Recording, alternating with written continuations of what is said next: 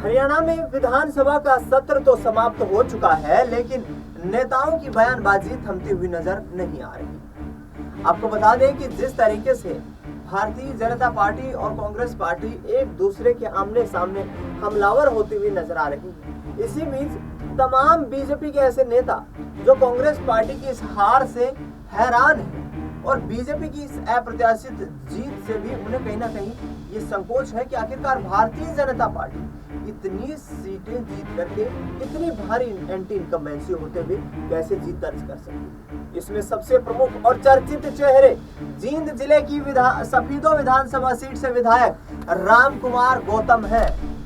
रामकुमार गौतम विधानसभा में तो चर्चाओं का केंद्र बने रहे, क्योंकि तमाम ऐसे मुद्दे रहे जहां पर रामकुमार गौतम ने यह कहा कि मैं पार्टी को जिताने के लिए दावा कर रहा था, लेकिन पार्टी के किसी भी नेता के अंदर कॉन्फिडेंस नहीं था। दूसरी तरफ उन्होंने ये कहा कि मैंने चुनाव के दौरान ये एनालिसिस कर लिया था कि भूपेंद्र सिंह हुड्डा की अगुवाई में तो कांग्रेस पार्टी सत्ता में नहीं आने वाली। यानी कि आत्मविश्वास के साथ यहाँ पर रामकुमार गौतम दावा कर रहे हैं। उनकी तरफ से सीधा ये कहना है कि ये मुकाबला कांग्रेस पार्टी के साथ नहीं था, ये मुकाबला हुड्डा पार्टी के साथ था। यानी कि भूपेंद्र सिंह हुड्डा का कांग्रेस पार्टी में बढ़ता कद कहीं ना कहीं हार का एक बड़ा कारण बना। ये रामकुमार गौतम का दावा। रामकुमार गौतम ने यह भी कहा कि भूपेंद्र सिंह हुड्डा और यहाँ पर मनोहर लाल खट्टर, नायब सिंह सैनी के कार्यकाल को देखा जाए तो यहाँ जमीन आसमान का फर्क नजर आता है। भूपेंद्र सिंह हुड्डा के कार्यकाल के दौरान सरकार यहाँ पर 3 जिलों की बनी हुई थी, जिसमें सोनीपत, रोहतक और झज्जर जिले शामिल थे। लेकिन नायब सिंह सैनी और मनोहर लाल खट्टर की अगुवाई में समानता के साथ था। लेकिन आपको बता दें कि रामकुमार गौतम सफीदों में अपना 80वां जन्म दिवस मना रहे थे। इस मौके पर उन्होंने दुष्यंत चौटाला से लेकर के उनके दादा ओम प्रकाश चौटाला तक जिक्र किया।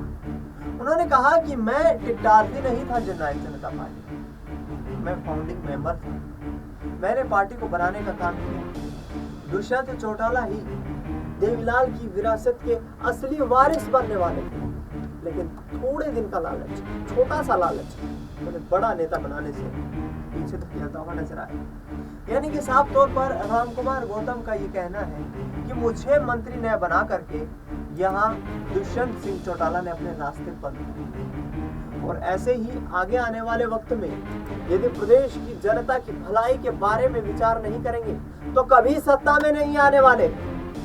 यानी कि दुष्यंत चौटाला को एक तरफ आईना दिखाते हुए नजर आए तो दूसरी तरफ भूपेंद्र हुड्डा पर भी निशाना साधा और उन्हें भी सुझाव देते हुए नजर आए। रामकुमार गौतम का साफ तौर पर यह कहना है कि भूपेंद्र सिंह हुड्डा अलग पार्टी बना लेना, ऐसे में आपका जुगाड़ लग सकता है, यानी कि मुख्यमंत्री की कुर्सी का रास्ता तय किया जा सकता है। मैं दावे के साथ कहता हूं कि कांग्रेस पार्टी सत्ता में नहीं आने वाली। यानी कि रामकुमार गौतम कहीं ना कहीं दिग्गज नेता होने के नाते अपने से जूनियर नेताओं को यहाँ पर सलाह देते हुए नजर आ रहे हैं, सुझाव देते हुए नजर आ रहे हैं कि किस तरीके से राजनीति में आगे बढ़ना। इसी के साथ साथ किसानों और बेरोजगारी के मुद्दे पर नायब सिंह सैनी को नसीहत भी दे गई। उनका कहना है कि सत्ता परमानेंट नहीं रहती है, नायब सिंह सैनी सबका हक दे देना, वरना हरियाणा की जनता आपको सत्ता से बेदखल भी कर देगी। सुनिए दादा गौतम को जो किस तरीके से लोगों के सामने तमाम तरीके की बातें करते हुए नजर आ रहे हैं। ऐसी पार्टी है हुड्डा पार्टी जो चंद लोगों के लिए सरकार चाहते हैं, कुछ इलाके के लिए की डेवलपमेंट के लिए सरकार चाहते हैं। ना सपने में भी ख्याल नहीं था कि 13 इलेक्शन उलझ जाएगा। ईमानदारी से कहता हूँ, भगवान को हाजिर नाजिर मान के कहता हूँ, मुझे सपने में भी नहीं पता था मुआना गांव में इतनी बड़ी खतरनाक पोजीशन होगी। सिंघाना में, मोरखी में, ढाढरत में बाल बाल बचाऊं। 2019 वोट अगर इधर से उधर हो जाते, 4037 की जीत थी, मैं तो हार गया था। जब पहला राउंड खुला मुआना का और जीत आई 1600 कुछ की, 1700 की, तो मेरे कभी चढ़ गई थी। यूँ सोचे से ये उजड़ दे तो अच्छा हो, ये हार दे ताकि अगले गेड़े तेरा नंबर आ जाए।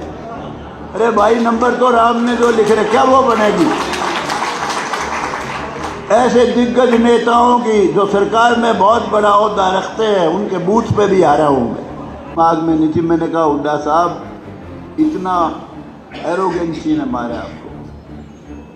अरे दोस्त, 2 टिकट मांगे थी कुमारी शैलजा, एक खुद का लड़ू थी उकलाना से, दूसरा टिकटें डिक्लेयर करगी डॉक्टर अजय चौधरी की। 2 टिकट में के फांसी आवती भाई, दे दो है उसने। अभी 14 उन्होंने सीट बताई हैं कि इनमें गड़बड़ हुई है। उदय भानजी ने मुझे उन्होंने बताया 14 में इस सफीदों का भी नाम ले रखा कि इसमें भी गड़बड़ हुई है। गड़बड़ तो हुई है, लोगों ने की है, तेरे सट्टे बाजार ने भी की है और एग्जिट पोल ने भी की है। 14,000 वोट कम है गिने गिनाए जो मेरे आने थे। 14,000, 140 में से 73,000 आने थे।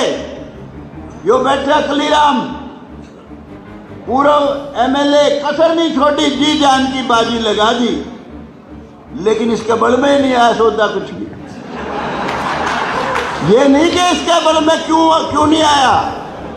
लोगों के दिमाग में एक बात कि भाई हुकूमत हुड्डे की बनेगी, और यो बूढ़ा आ गया नानून से बाज क्या उरे हो आलेगा पोत। रुक जा, शांति कर, रुक जा।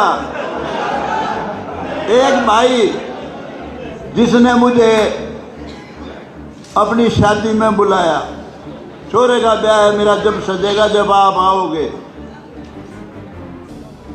और मैं आया। मैं बोला, अरे भाई मेरी मदद कर दे भाई, पूर्व सरपंच बड़े गांव का।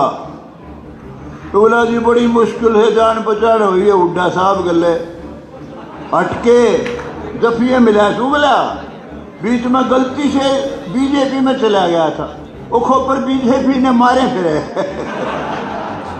बोला जी बड़ी गर्मजोशी से मिला, मैं तो जी सुभाष गांगुली की करूंगा, कांग्रेस की। देखिए मेरा कॉन्फिडेंस। मैंने कहा, अरे तेरे छोरे के ब्याह में तूने मुझे बुलाया था, बड़ा आग्रह करके मैं आया। 3 बात मेरी याद रखियो। नंबर 1, हुड्डा तेरे नजदीक नहीं है इतना जितने तू मेरे है। नंबर 2, तू कितना ही हांगा ला लिए 200% जीतूंगा।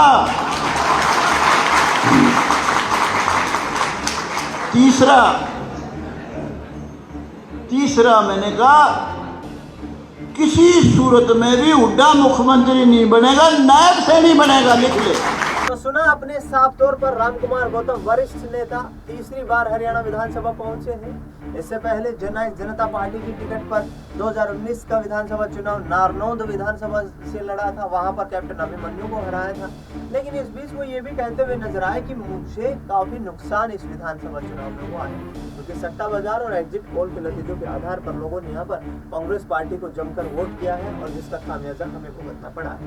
वहीं दूसरी तरफ कांग्रेस पार्टी के यहाँ प्रदेश अध्यक्ष चौधरी उदय भान का ये दावा है कि 14 ऐसी सीटें रही जहां पर भारतीय जनता पार्टी ने चुनाव आयोग पर दबाव बना करके और इन सीटों पर जीत दर्ज करने का काम किया है। आगे आने वाले वक्त में हम हाई कोर्ट से इस मामले की जांच करवाएंगे। उन्होंने एक याचिका भी दाखिल की है और इस पूरे चुनाव की प्रक्रिया को लेकर सवाल भी खड़े कर दिए हैं। लेकिन सबसे बड़ा सवाल ये है कि क्या रामकुमार गौतम अब आने वाले वक्त में नायब सिंह सैनी के लिए भी गले की फांस बनते हुए नजर आएंगे? क्या नायब सिंह सैनी के द्वारा यदि उन्हें यहाँ पर कैबिनेट मंत्री नहीं बनाया जाता है तो फिर 2-4 होना पड़ेगा, क्योंकि दुष्यंत चौटाला और रामकुमार गौतम के बीच पिछले करीब 4.5 साल का कार्यकाल जो उन्होंने एक साथ चलाया, उस 4.5 साल के कार्यकाल में 36 का आंकड़ा देखने को मिला। ऐसे में आने वाला वक्त बेहद दिलचस्प है और राम कुमार गौतम किस तरीके से अपना कार्यकाल पूरा कर पाएंगे, ये भी बड़ी ही दिलचस्प बात है। फिलहाल इस खबर में इतना ही। देश दुनिया की तमाम बड़ी खबरों के लिए आप देखते रहिए SPN 9।